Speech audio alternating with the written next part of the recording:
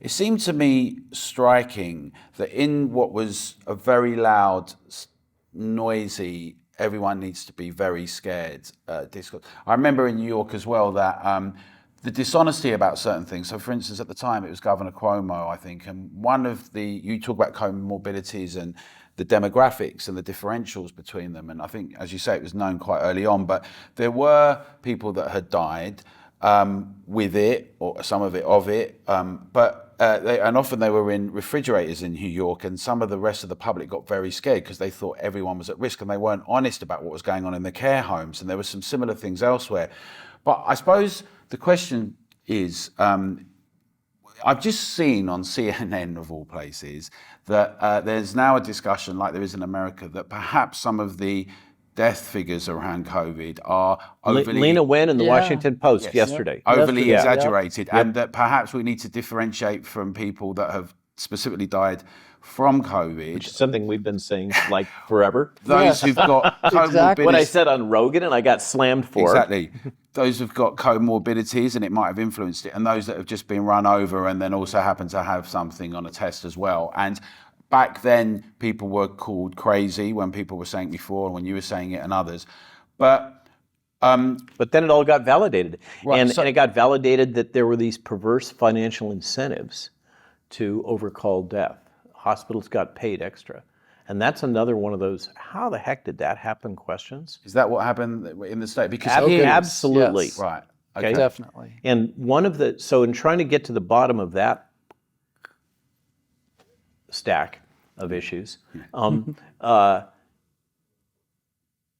of the things that has come to fore is a case can be made that was a quid pro quo, because the government, in its infinite wisdom, decided that the hospital shall no longer perform elective surgery and other elective procedures. And in the United States, a very different system from the one you have, as opposed to your NHS, we have basically insurance companies and very large investment funds control our whole hospital system. Right.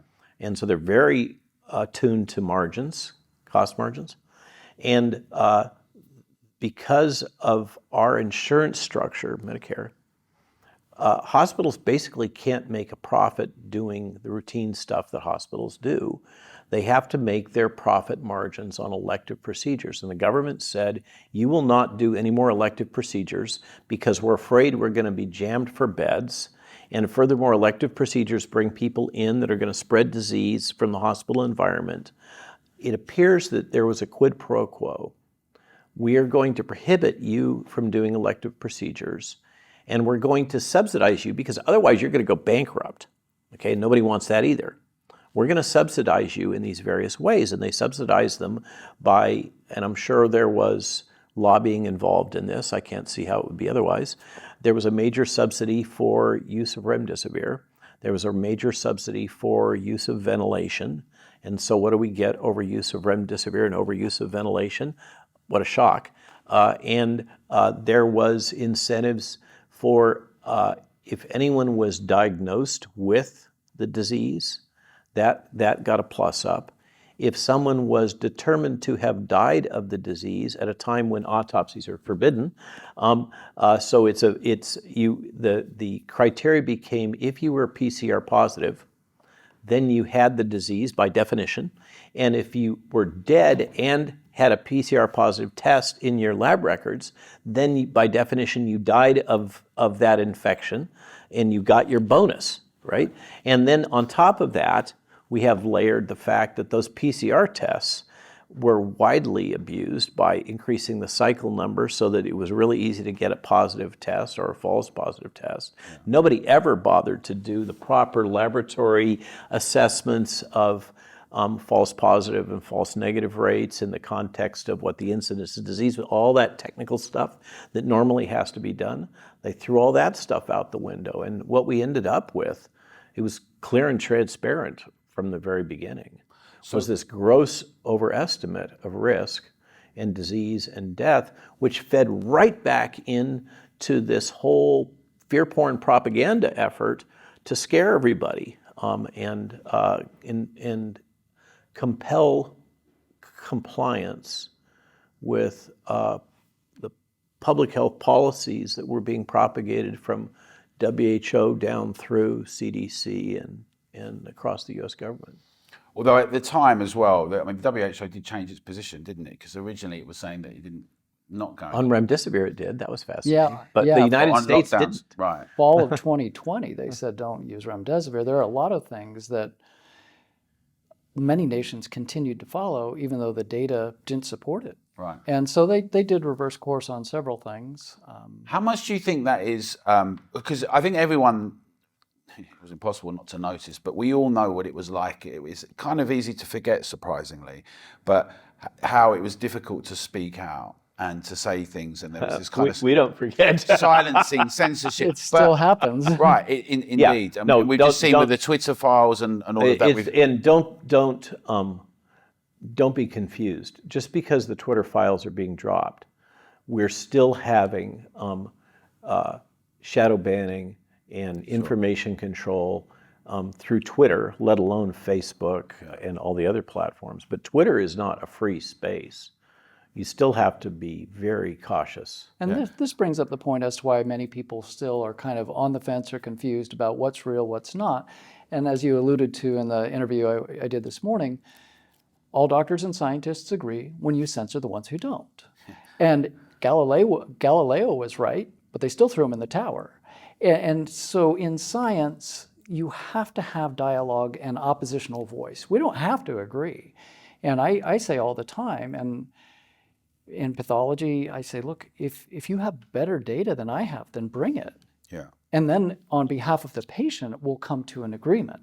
But when you silence good science and good medicine and good knowledge base and critical thinking, then the outcomes can be guided and directed in ways that can be obviously disastrous and have been in many cases. Or to put a pin on that one, they can be directed in ways that advance the interests of commercial actors Yes. that are stakeholders.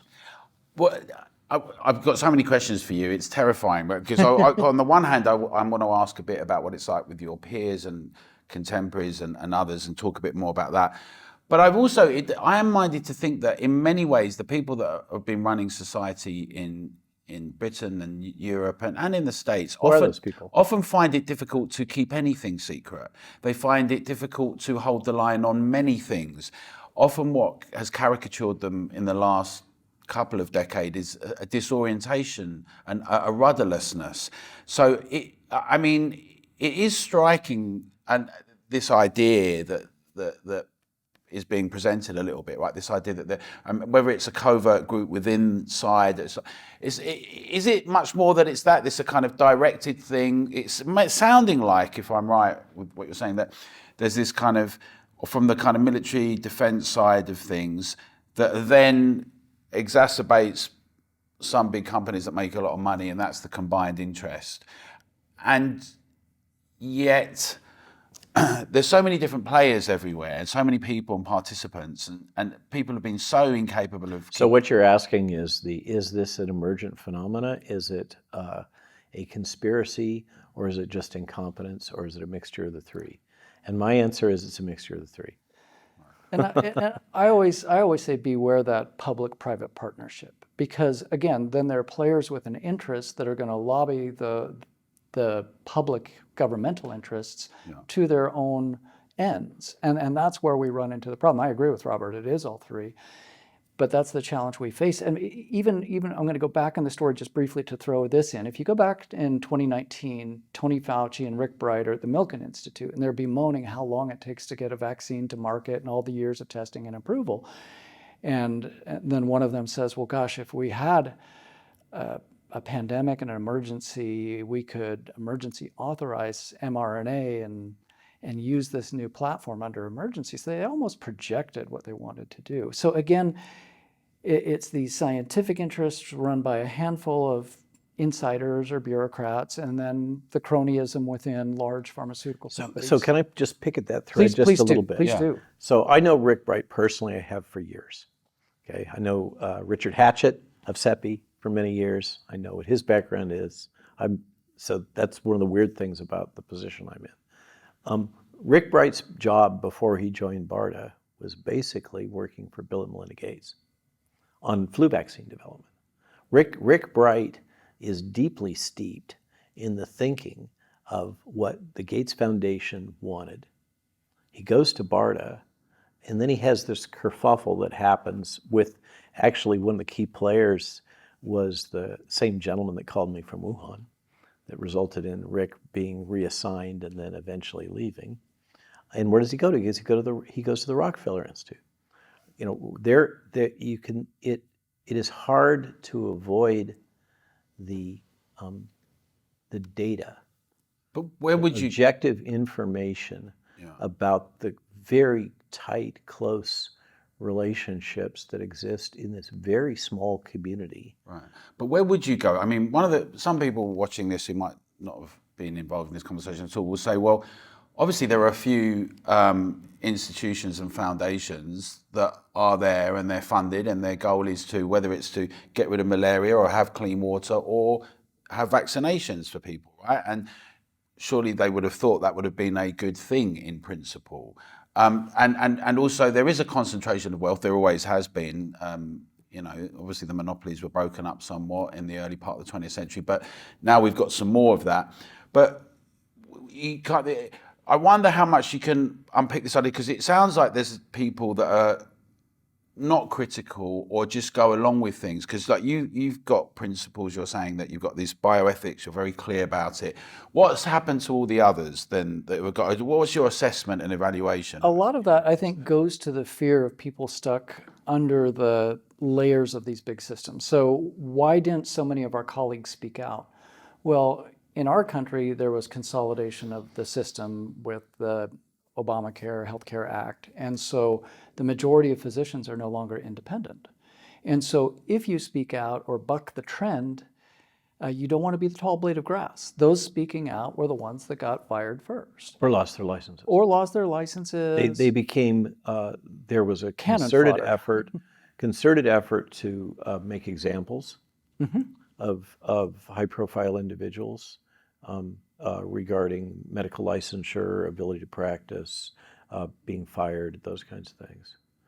But you're also touching. So there's that. I mean, this is one of the questions we both get on about every other podcast of what the heck happened with your colleagues. And like with the other questions, it's multifactorial. Right.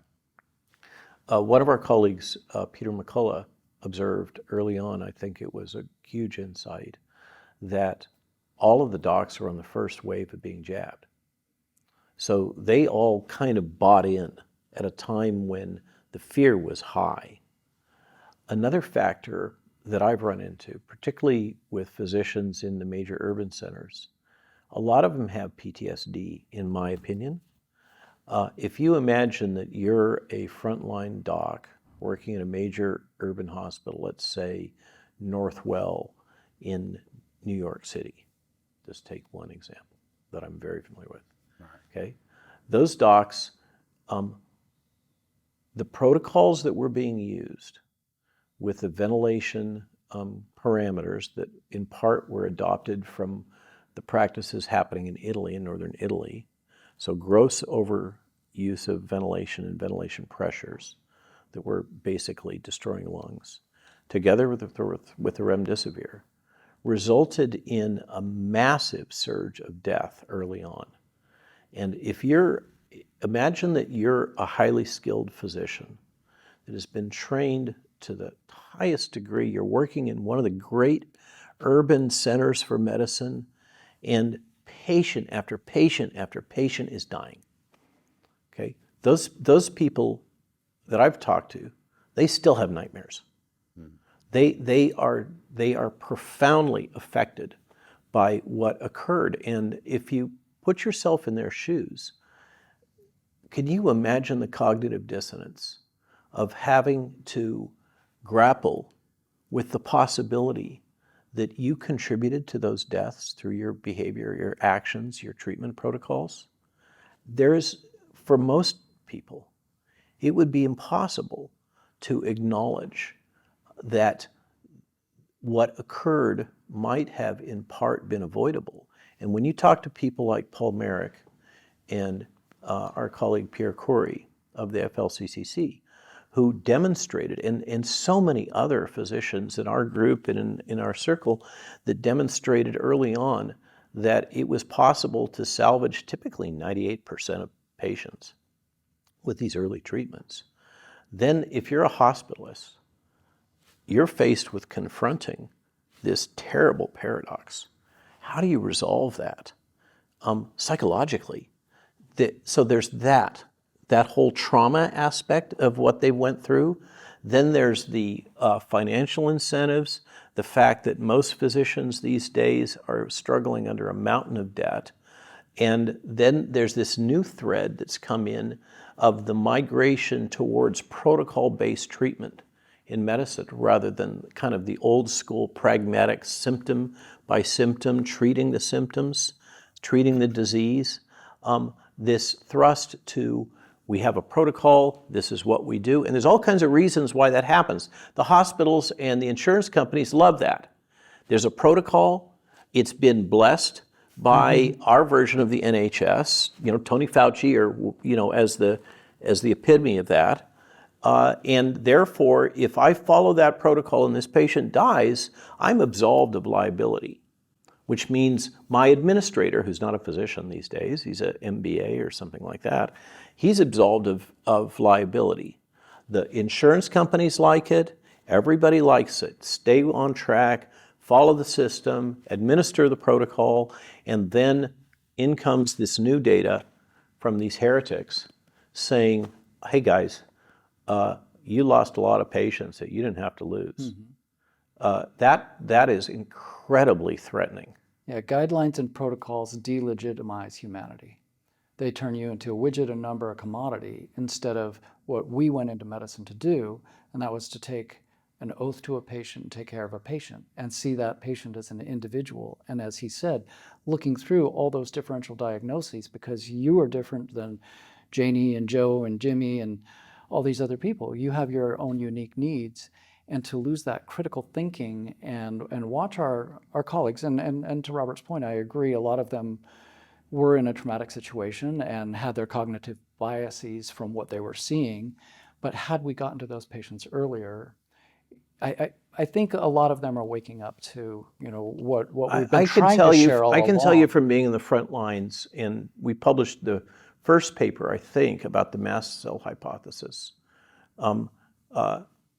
Working with pathologists and other physicians and scientists, trying to just comprehend what this disease was, what it was doing, how this multi-organ system disease that was affecting virtually, well, now we know that it's fundamentally a clotting disorder, and it affects the microvasculature, and microvasculature is like our whole body. It's how we exchange nutrients. So any organ has microvasculature, our brain, our heart, our reproductive system, everything. And this spike protein triggers coagulation in a very special way that Ryan can talk to you for another half an hour on, having to do with these densely cross-linked clots. These rubbery clots on the macro level, those also occur on the micro level, and they're blocking the vessels. And so physicians were encountering this bizarre situation where patients were coming in with this cluster of symptoms, that cluster of symptoms. We with the team at DoD working for MIT Lincoln Labs under contract, we had a big program to try to make sense out of post-COVID, long COVID, and early on when people were still in denial that this is the case. And it was wicked hard because it affects everything. There is no one syndrome. There is no one set of symptoms because it is this multi-system disease. And so a physician encountering this, each one of them, I think, kind of brought their own. He was talking about cognitive bias. The pulmonologist saw it as a pulmonary disease. The cardiologist saw it as a cardiac disease, right? The renal specialist saw it as a kidney disease. Everybody saw from their own lens. And this is one of the macro things that went all the way across, including the government, is we have become so siloed. You ask, how could people in the government not perceive what they were doing, not appreciate what they were doing. I can tell you from having been in the works, we were all living in our little tiny silos, and it was really hard for anybody to step up and look at the big picture. It is the fog of war. When these things happen, you are surrounded by the fog of war and this intense fear, and it's really hard to see the true battle lines.